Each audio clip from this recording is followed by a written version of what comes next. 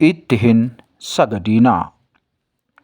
Namichi kun Birihaan Diikoon jedhama. Guraandhala 13 bara 1949 magaalaa Oksforditti dhalate. Namichi kun ni dhalate malee hamma yoonaa hin duune lubbuudhaan jira.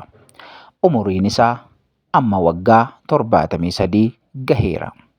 Garuu rifeensi akkas bareedu kun amma hin jiru.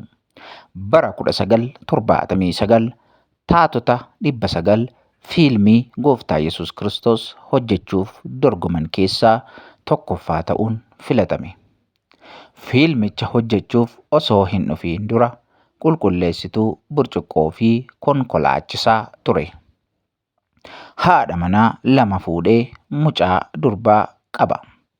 Fiilmii inni hojjete kan jalqabaa daawwatamuu qabudha.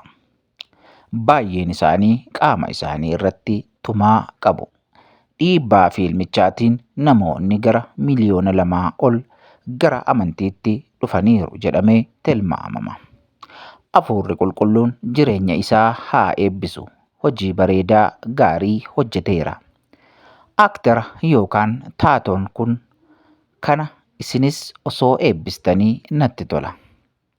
Haa ta'u malee namoonni tokko tokko hubannaa dhabuu isaaniin hamma har'aatti illee inni akka Yesuus Kiristoos ta'etti girgiddaa yookaan keenyan manaa isaanii irratti fannisuun itti sagaduutti jiru. Adaraa maaloo warreen manaa qabdan fakkii isaatti hin sagadinaa.